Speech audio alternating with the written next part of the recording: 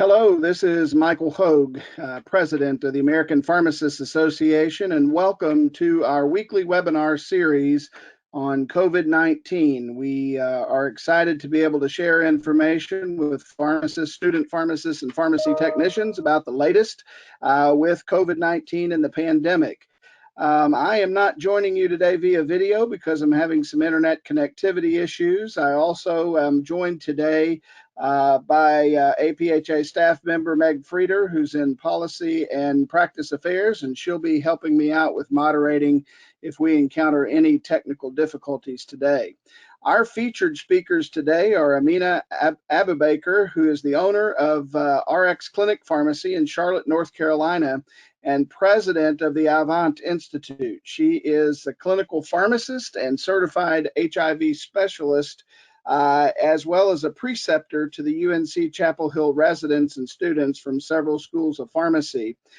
She's being joined by Jason Martinez, who's the Chief Population Health Officer for Community Health and Wellness Partners in Ohio.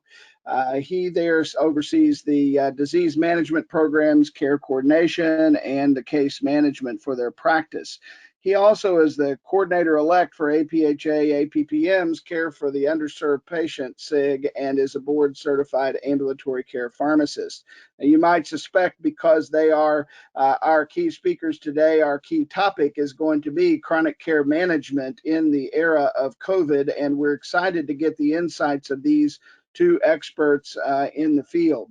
We will this week, as every week, be joined by APhA staff experts. First, Dr. Dan Zlott, who is the Vice President of Practice Resources for APhA.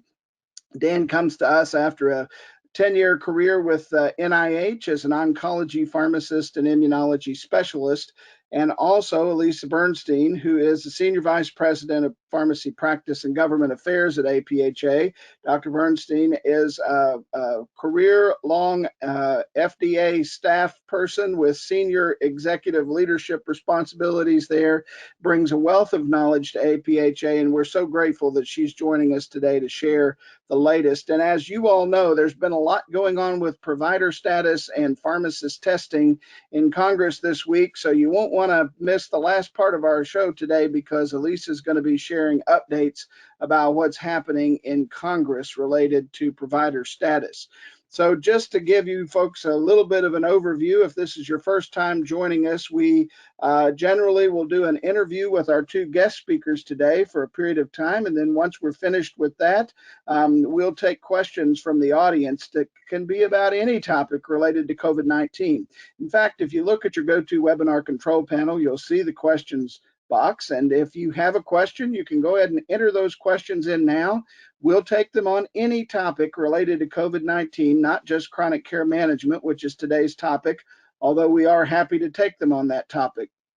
The way it works is when you enter your question in, when we get to that portion of the program, I will call on you.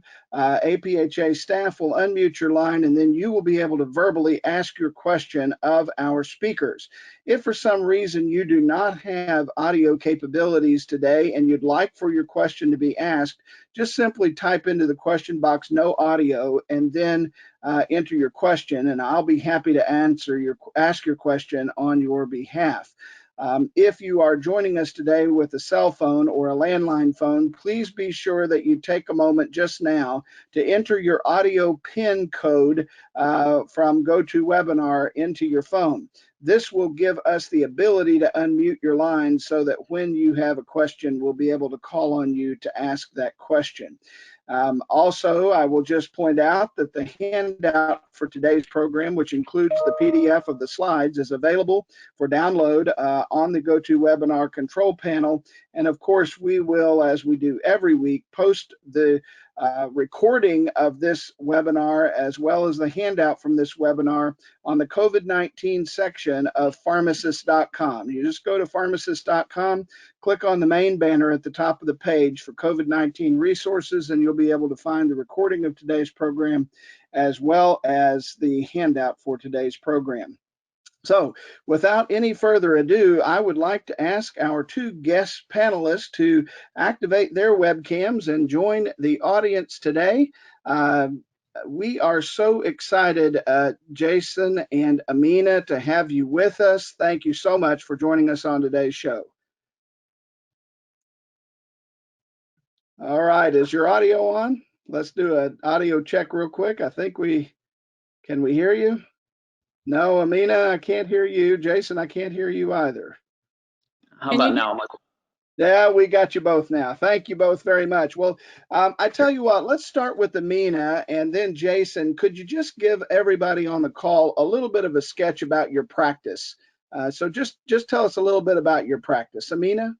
Yeah, so we're an independent pharmacy. We have one main location that's located in a strip mall in our community. And then we have two smaller locations that are embedded in medical practice. But our main location acts as a hub for so many resources working with primary care in our area. So our pharmacists are, we say, beyond dispensing, they're really care coordinators for these patients in the community. Okay, and Jason, how about your practice? Yeah, so we are actually a multi-center FQHC. We're located in rural Ohio, as you said, and we provide comprehensive medical and behavioral health services. We utilize a team-based approach to this, so that can be the provider, behavioral health provider, nurse, pharmacist, dietitian, social workers to help steer patients towards better health. And so a pharmacist, their involvement may be seeing a patient independently or in a shared medical appointment with their PCP, providing comprehensive medication management. So I want to first ask a question. You mentioned, I think, Amina, you mentioned behavioral health, or maybe Jason, you mentioned it as well. Talk a little bit about pharmacist involvement in behavioral health. Can you describe a little bit about what that looks like? So on the community side, because we work with the local primary care providers, we leverage a Medicare code called Behavioral Health Integration.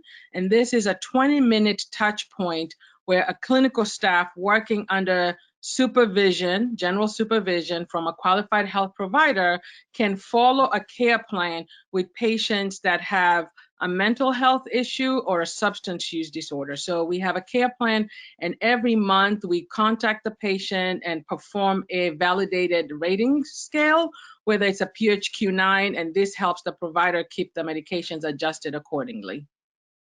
Wow, so you do this in a community-based pharmacy setting. That sounds like a very innovative approach to interprofessional care.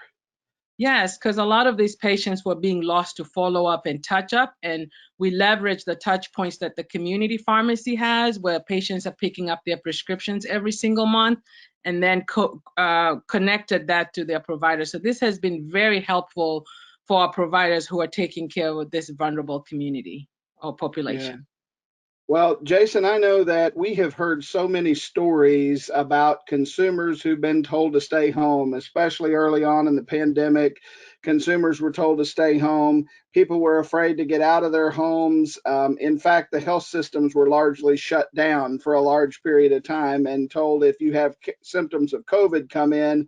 But a lot of people didn't realize that they still needed to take care of their chronic conditions, that heart disease and diabetes and so forth carry on despite COVID. So I'm interested to hear, Jason, what suggestions or innovations you might have in how you maintain relationships with patients, especially those with those chronic conditions during the pandemic. I think you've had some successes with that. Maybe you could tell us about that. Yeah, sure.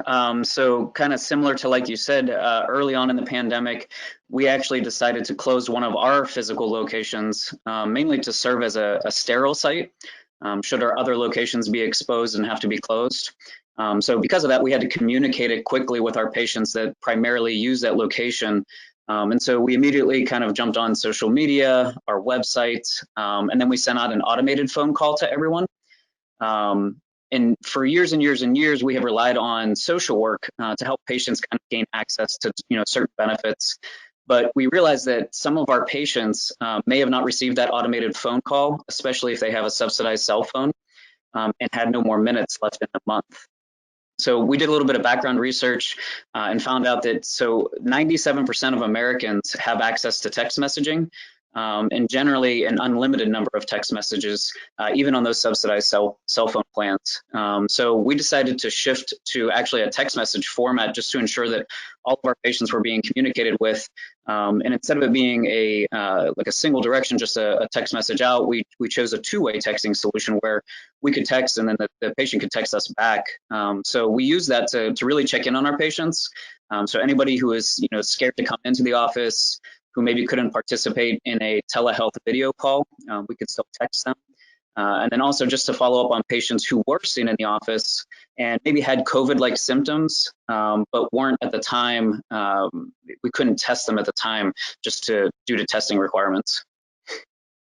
So, Amina, you have three very different pharmacies. I mean, you've got what I would call a very traditional community-based pharmacy that you're providing care through, and then your other two pharmacies are perhaps a little more similar to the format of Jason's FQHC model pharmacy, it sounds like. Talk to us about the traditional community pharmacy for just a moment. And same question to you. What have you done to really stay connected to your patients with chronic disease in that traditional community-based pharmacy over this period of time?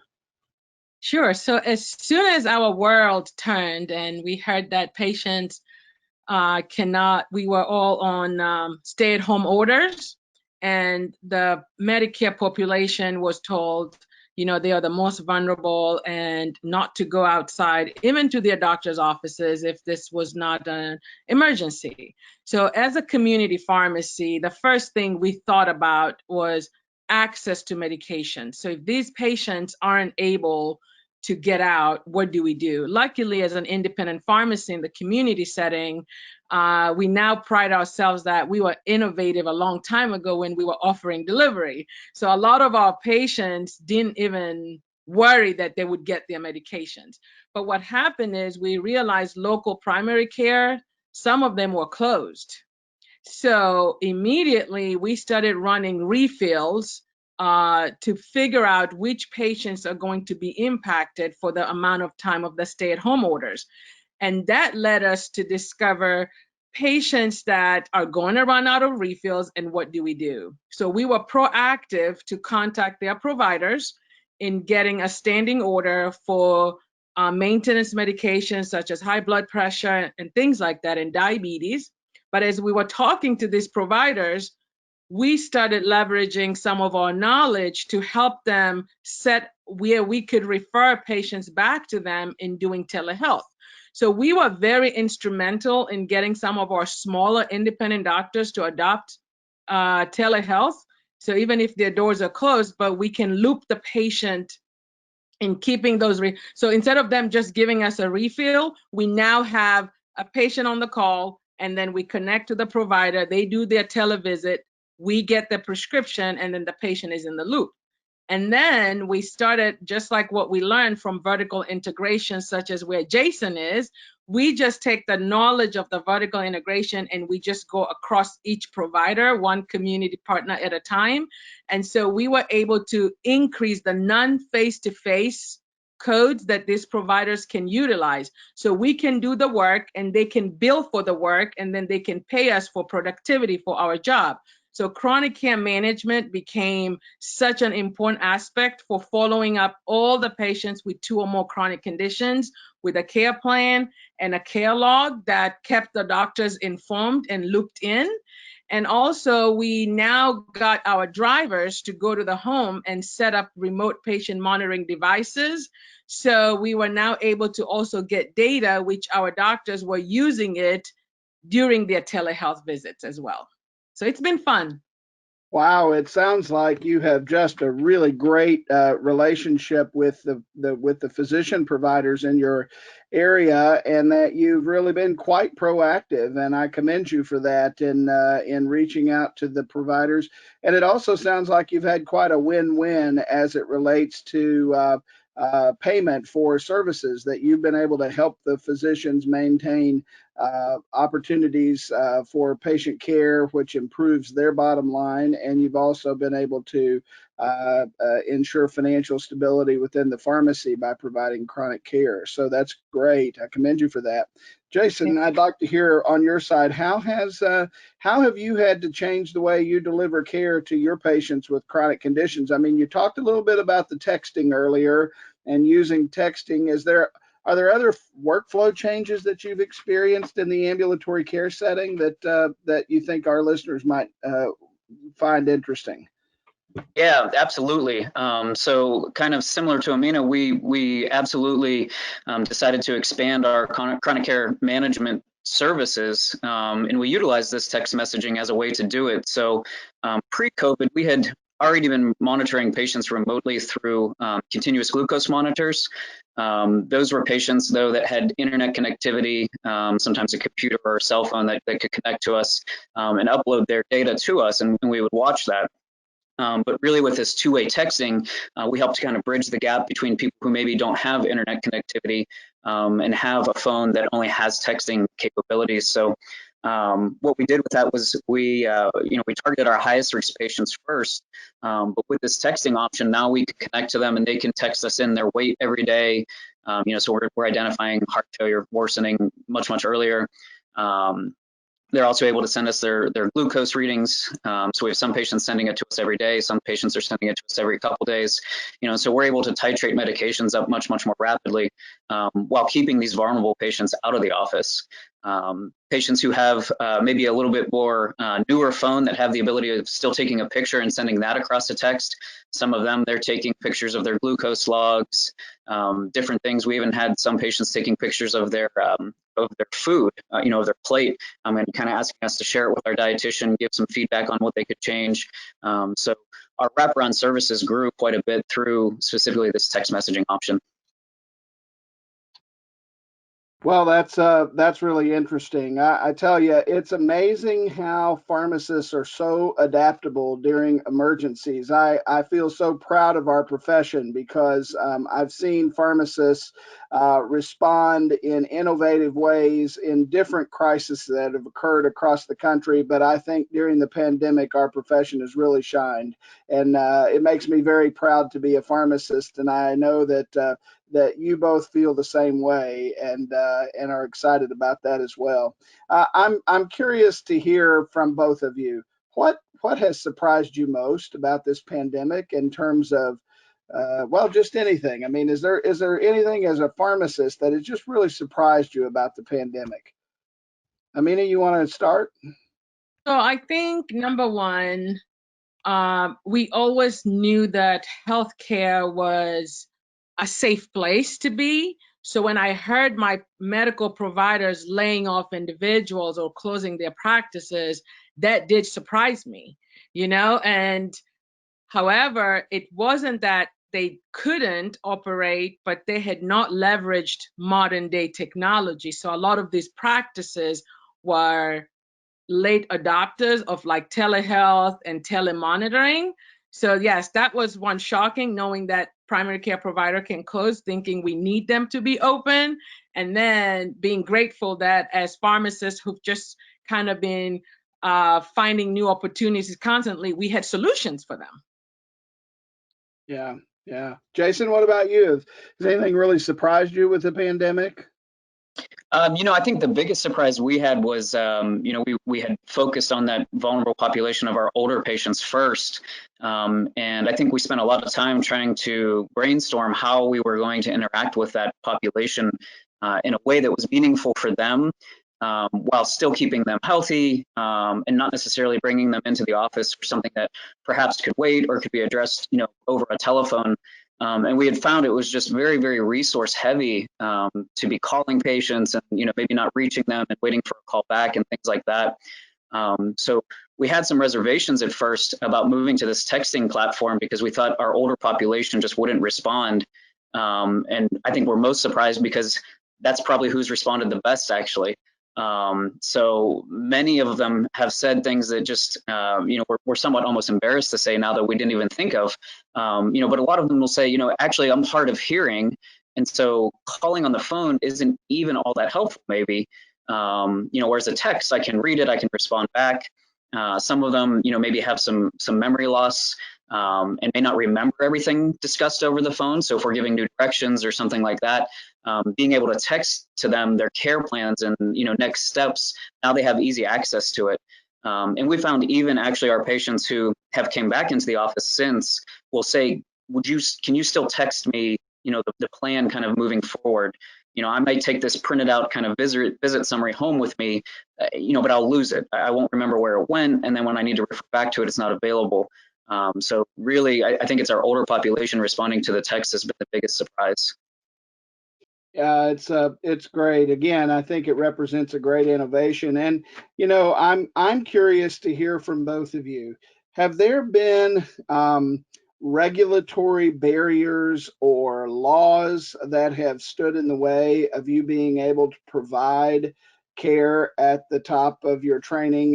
Have you felt like you've had everything you need, or are there some changes to regulations and laws that you think need to happen in order for you to be able to optimally provide care to your chronically ill patients?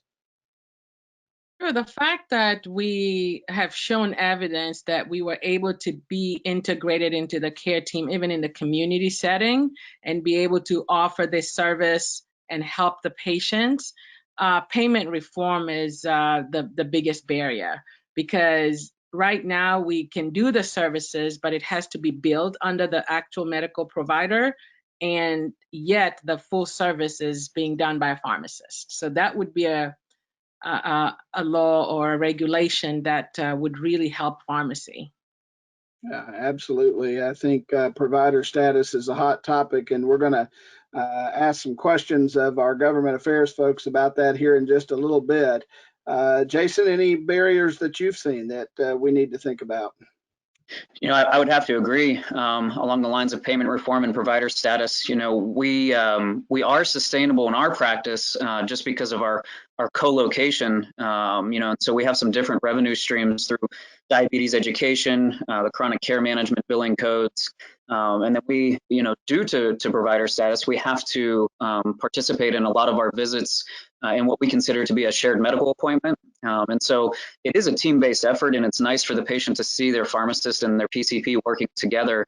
But we're doing that also as it becomes a billing mechanism for the PCP then to bill. And so all those visits that we spend with a PCP, helping them to manage their patients, the PCP becomes a little more efficient and can see more patients.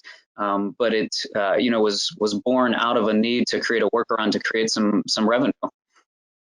Yeah. Well, we've got work to do, but I tell you that understanding clearly from frontline providers exactly what the challenges are and what you're encountering is a very important part of it. I want to ask you about personal protective equipment. Amina, particularly in the community pharmacy setting, as the pandemic unfolded, pharmacists did not have good access to PPE, and that was deeply concerning. We know that a lot of pharmacists were putting themselves and their staff at risk in an effort to try to provide continuity of care to their patients. Can you tell me a little bit about your experiences with that, and has it gotten better? Do you think you have a good handle on the PPE side of things in your community pharmacy? Yes, today we do, but when it all unfolded, people had to reuse masks because we didn't know when we would get more. And that was frightening for the staff. So though we had limited walk-in for patients, but the fact that the costs were triple and access was very limited. So yes, it was very stressful time, and that's how people moved towards cloth masks and reusing masks. And what about you? Have you had any challenges in a community health center, FQHC, with PPE, or where did you have access? Yeah, so we haven't necessarily ran incredibly low on PPE. We've been coordinating with our local county health department pretty closely, and we have a great working relationship with our community hospital. And so we were all fortunate enough to share amongst each other as needed and to help shift resources where it was needed. The biggest thing that we started running into was cleaning supplies. So trying to sterilize a room after a patient was seen, and then time requirements before another patient could be brought in. was probably our biggest barrier that we encountered. So I want to talk to you both now about COVID-19 testing and flu testing. This is a huge issue. You cannot turn on cable news without hearing within the first 5 minutes of conversation something about testing. And I think both sides of the aisle in Congress are talking about testing. So let's get testing down to the practical level for just a moment. What are you seeing in your practice related to testing? Jason, is the FQHC offering COVID testing now? And to what degree is the pharmacist and pharmacy team involved in that, if at all?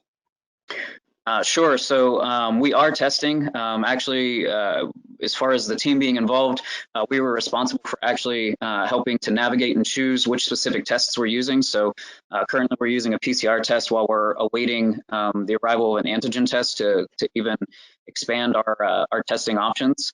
And so that was our biggest influence, was not only serving as the medical experts as far as treatment for COVID, should there need to be treatment kind of in the outpatient setting, but we are also helping to choose what type of testing and how that may occur. Amina, what about you? Yes, so we got early on to testing by making our pharmacy an access point. So once we got the notification that pharmacists could order the test, but then there were limited tests available in the community. So we were able to work with a particular lab that would bring individuals to our pharmacy. So we used our pharmacy as access point. But then the pharmacists in our clinics, they were instrumental in putting the protocol, updating the clinics on the CDC, because every time it was changing who could be tested. Everyone with a symptom. So it was overwhelming to keep up. So we became their experts in getting those protocols. And now we're waiting for the antigen test to come, because just for our own staff, every week someone thinks they have COVID. So forget even the patients, just mental health within the practice. It's going to be helpful for us to have, because the timelines to get some of these tests back are now back to 7 and 10 days. So do we keep employees at home for that long? What do we do? Yeah. So needing immediate results is going to be very helpful. So we are on the wait list. Yeah. So, Amina, one other thing kind of tying back, once we're doing testing, of course, the CDC's guidelines say that we have to use a little more sophisticated PPE. So a cloth mask or a ear loop mask is not sufficient if you're going to be doing COVID testing. We have to have N95s and face shields and so forth. Do you anticipate having challenges being able to get that level of PPE? So let's say Congress lets us do this testing and we can get paid for it. Do you anticipate having any challenges with acquiring the PPE necessary to be able to conduct tests, COVID tests? Probably. Right now we have sufficient supply, and just from the first few weeks that scared us, so we have adequate supply currently. But yes, if the numbers keep rising as they are and more test sites, I think we'll be right back to the shortages. Yeah. So let's unmute the line of one of our audience members, Kaylin Bowman. Kaylin has a question about test results. Kaylin, your line is unmuted if you'd like to ask your question. Yes. So I recently had to do a COVID testing for a outpatient procedure. It took me 3 locations to call. I had to wait 4 hours on site to get the COVID testing, and then was told 10 to 14 days for results. And it's been 6 days and I still don't have my results back. And I can't understand, what's the holdup and just the impact of how people are supposed to get these tests and test results done. Kaylin, you've raised a great question. And so I can also share with the audience that I've had the same experience. I had a COVID test conducted, and it took exactly 14 days for me to get the results back from my COVID test. So the answer to your question is that there's a shortage of reagents that are used to be able to run these tests. So in some areas of the country have issues being able to get the right swabs and the right materials for collection, but then also the labs have run into a shortage of the reagents necessary to be able to do the PCR testing. And so because most of our tests are being done with this same method right now, PCR testing, it's created quite a backlog as we've seen the surge in the number of cases. So that's really the reason why there's these long delays in getting testing back, which is re-emphasizes, I think, Amina, a point that you and Jason have both made, which is we need rapid testing available. Would you agree with that? Yes, absolutely. Yes, definitely.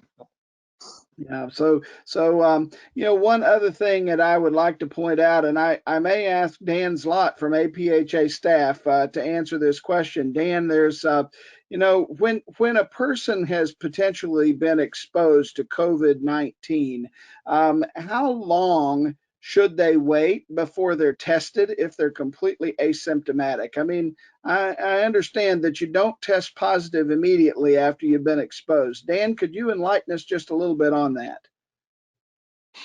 Sure, that's a great question. And the answer is it's a little bit variable. So if you look at the trial data, upon known exposure, people start turning positive anywhere from 1 day after exposure to as many as 10 to 14 days after exposure. And of course, there's some variables in there that make it difficult to fully interpret that. When you get out to 10 to 14 days, is it truly that they only had that one exposure, or were there other exposures? And is it really 10 to 14 days after that, the known exposure?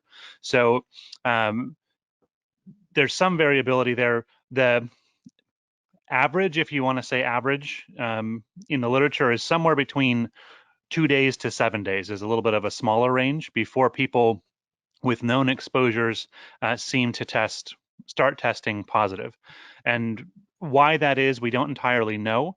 Probably it's in part due to viral replication and there being enough viral particles in the specimen that's collected to actually be able to deliver enough viral particles either to the PCR test, or in the case of a immunosorbent assay, enough antigen or enough DNA, depending on, again, exactly what you're looking at, to register a positive result.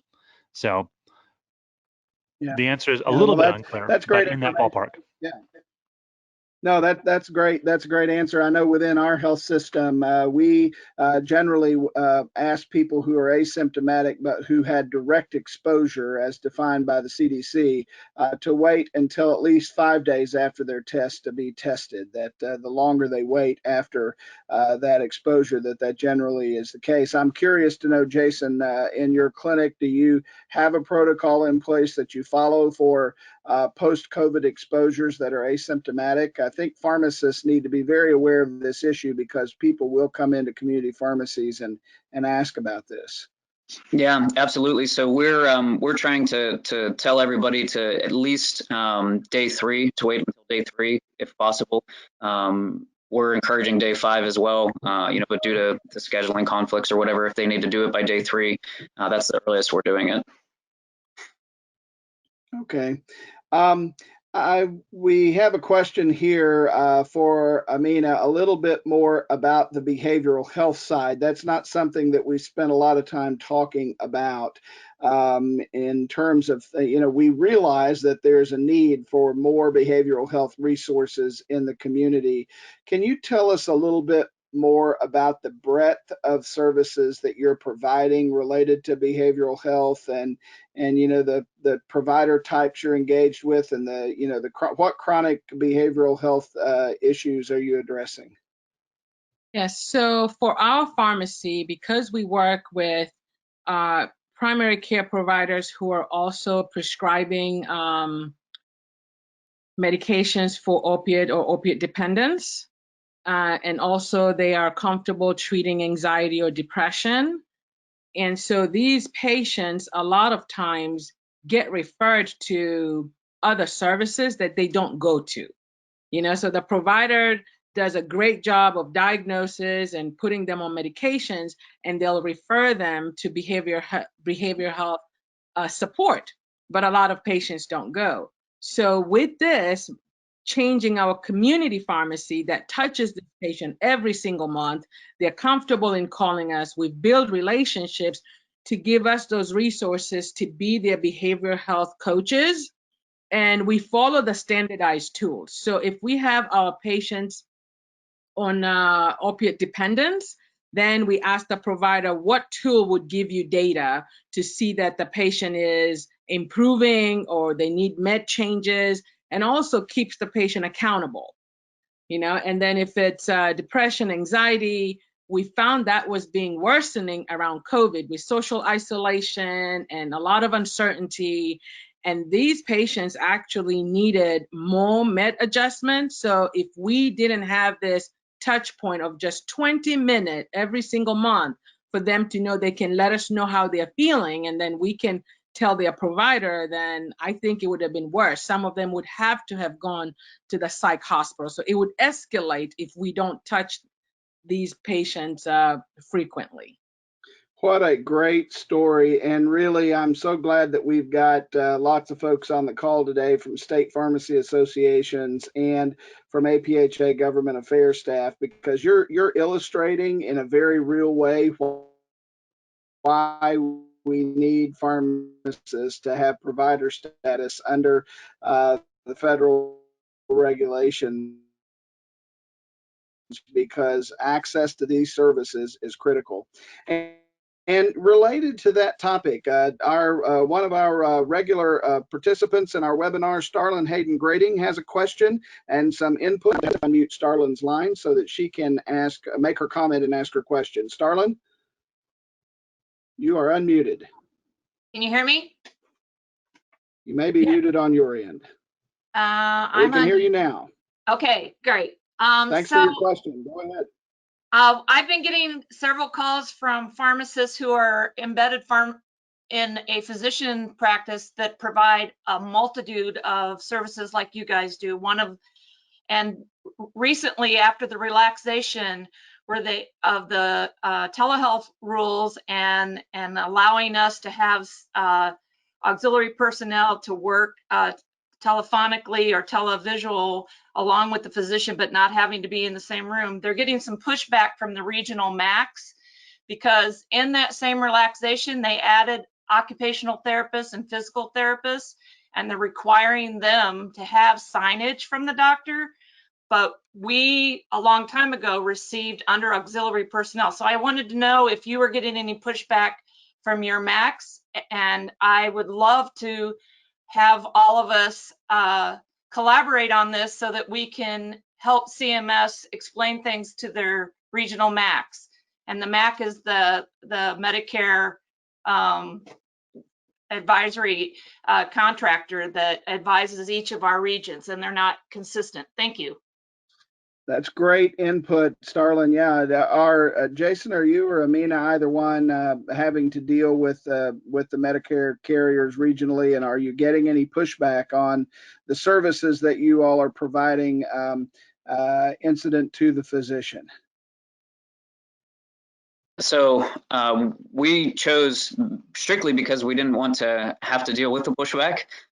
We bypassed that by including the provider in the visit. So our platform allows us to pull provider in at the end of the visit, go over kind of a final care plan. And so kind of, as I said before, we had to, develop that workaround to a level to include the provider in the visit so that, and because of that, we haven't had any pushback. But certainly, if that wasn't a feasible solution for us, I'm sure we would be having trouble. Yes, and for us, very similar. We focused on the codes that were allowed for general supervision. So these could be delegated to a clinical staff member. So the chronic care management, remote patient monitoring, and the behavioral health integration, the provider is allowed to do this with general supervision. So I could see how it can get tricky with some of those office visits, the televisits. But we focus mostly on those three codes, which give as much information to the providers, and still there was a revenue to make sure the pharmacy is compensated for the time. So I haven't had firsthand experience with the pushback. Okay, I'm going to call on Elisa Bernstein, our Vice President for Government Affairs at APHA. Elisa, you've been working directly, your team has been working directly with CMS on some of these issues. Can you give us a little bit of an update on this as well? Yes, thanks, Darlin, for the question, and thank you all for your experience in describing the experience. We have met, APHA has met with CMS on a couple of different issues over the last few months, and on the margins of those meetings, we've talked about Incident 2 and some of the things that we've been hearing, although I haven't heard the specific issue that Starlin raises. However, we have just, I think today, we are about to submit a letter to CMS requesting a meeting specifically on the Incident 2 issues, along with ASHP and a few other pharmacy organizations. So we're hoping that CMS will grant this meeting so that we can get some clarity for you all. That is great information to have, and we really do appreciate all the hard work of APHA's government affairs team to try to advocate for those things. Now, folks, I just want to remind you that our lines are open. We're taking questions from participants, as you can tell. I want to just take a moment and promote for you. I think it was mentioned earlier that Jason Martinez is the chair-elect of one of our special interest groups here at APHA. As an APHA member, you have the opportunity to join various special interest groups to be able to have conversations regularly through our Engage community platform and to talk about educational needs and common areas of interest. Our Care of the Underserved Patient SIG has a broad purpose, and we just encourage all of you, if you're not a member of the Care of the Underserved Patient SIG, to take a moment to respond to that. It would be really great for you. And I also want to just take a moment to give a polling question out to everybody. Let's get some audience interaction here by reading you today's polling question. Jason today talked a little bit about how he has bidirectional texting communication, where the patient can text him and he can text the patient. Are you in your practice using bidirectional technology, whether it's texting or video or telephonic anyway, to communicate with patients? And how would you describe the success that you've had? So could you select yes, we're doing it and we're very successful. Yes, we're somewhat successful. Yes, but we're not successful. No, I'm not using it, or it's not applicable to my practice. For those of you who are not involved in direct patient care, you would respond in that way. So please just click on your screen. Let us know your thoughts. Looks like we're getting quite a few of you to answer. If you could just take a couple more seconds to get your responses. Okay, let's look at the results of the poll. And it looks like that about 28% of you say no, that you're not using bidirectional. About 29% of you say that you're either having some success or very high degrees of success in using bidirectional technology, and about 40% of you are not involved in direct patient care. Thanks for responding to that. I want to take a question from one of our listeners, Devin Gangaware, who does not have audio access. So I'm going to ask the question on behalf of Devin. This is really aimed at Jason. It says, I'm interested in the two-way text messages and how they work with protected health information. Do the text messages come through the computer or the phone directly to the patient's chart or profile so that it's directly documented, or is there some other step to transition that over and treat it as protected health information? What a great question. How do you use texting and still ensure that you're compliant with PHI laws? Yeah, absolutely. And that was one of our initial concerns in the beginning was how were we going to comply with that? And so part of it was initially during the pandemic, a lot of the restrictions kind of relaxed, right? They said we could do telehealth across, like FaceTime and Zoom and some of these other platforms that historically haven't been allowed to be used. But the platform that we went through initially sent just a generic text out that had no protected health information in it, describing that here's who the text is coming from. In the future, it's going to have protected health information on it. and basically gaining their consent through the text. And then actually we ended up sending them a link ultimately to sign. And so this was actually an extra step for us because in our yearly paperwork that patients sign as far as a consent to treat, we've had some language in there for a number of years helping to kind of grant us authority to text them and to communicate with them in some alternate means using protected health information that honestly would have fallen underneath of this anyway. We just took the extra step to ensure that we were still in compliance even with the consent to treat.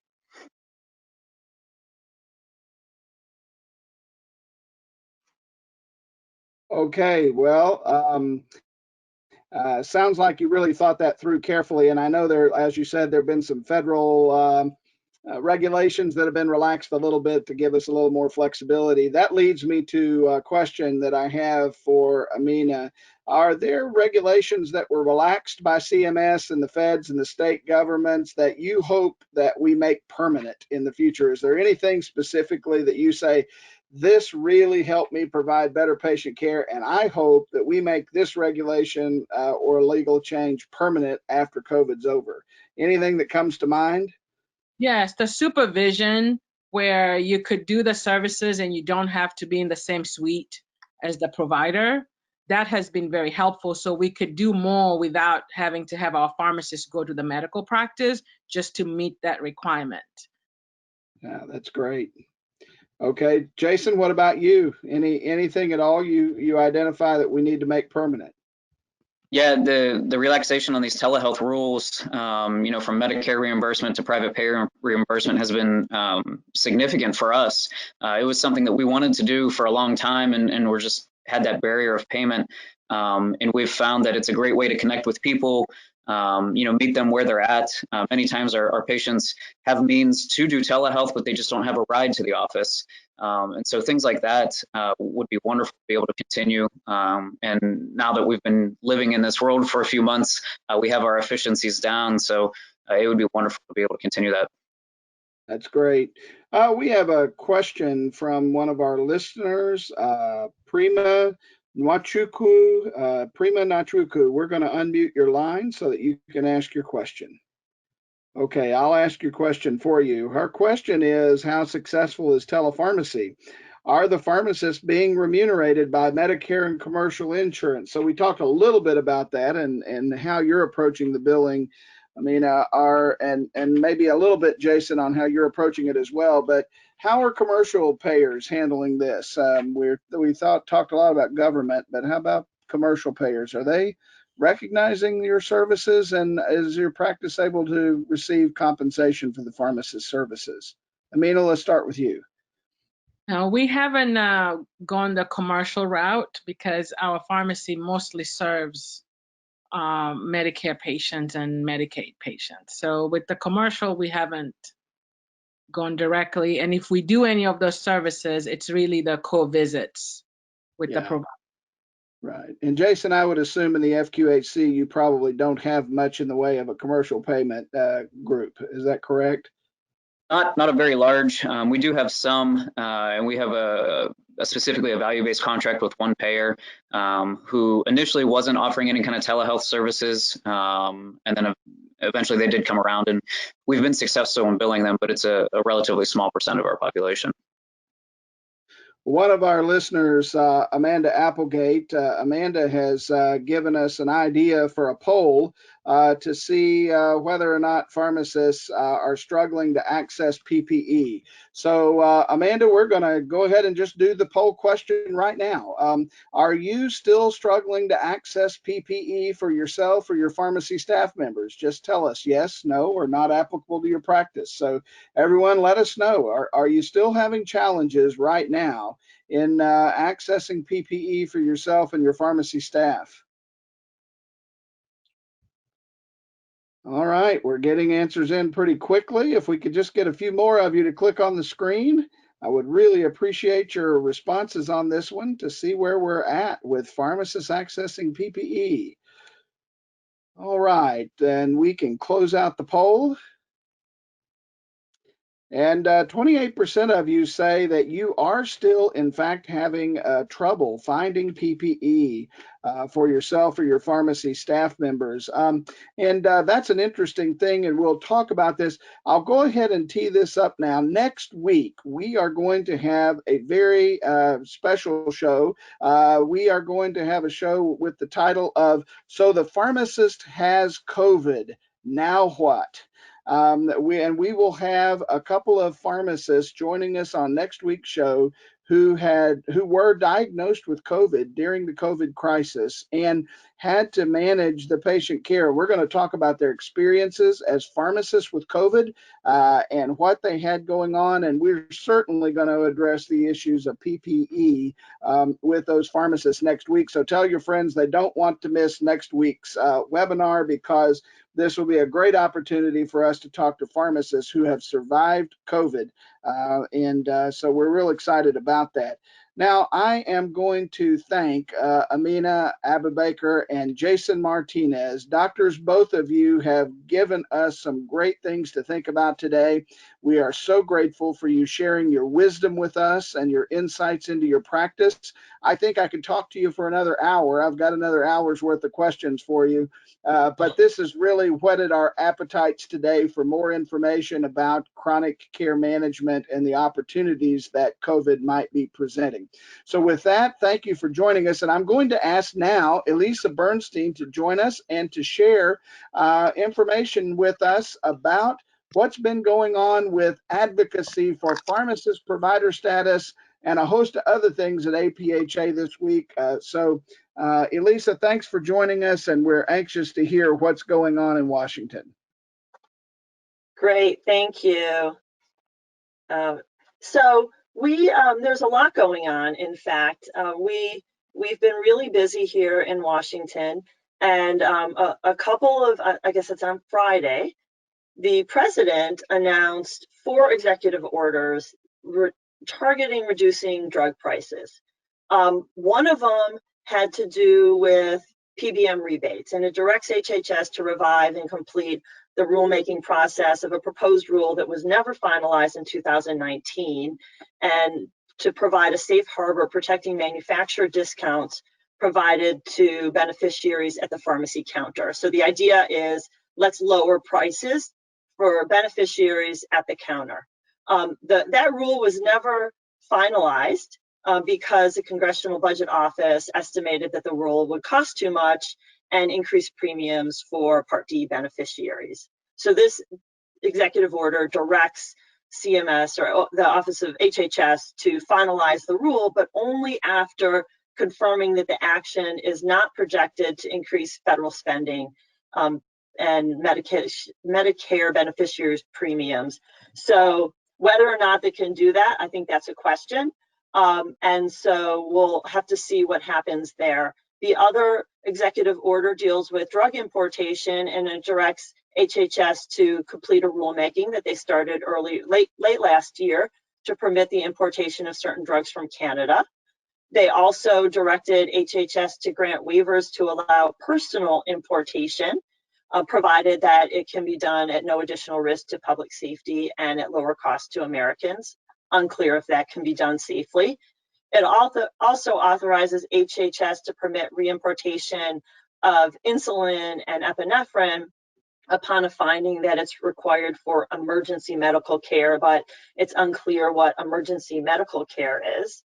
The third executive order deals with providing lower cost insulin and epinephrine at federally qualified health centers, so they get the benefit of 340B significantly discounted pricing. And what this does is it says you need to pass that savings on to the patients at cost with just a small administrative fee. So it's very narrow there. And then the fourth one, which was never signed, would tag drug payments for Medicare to prices in foreign countries.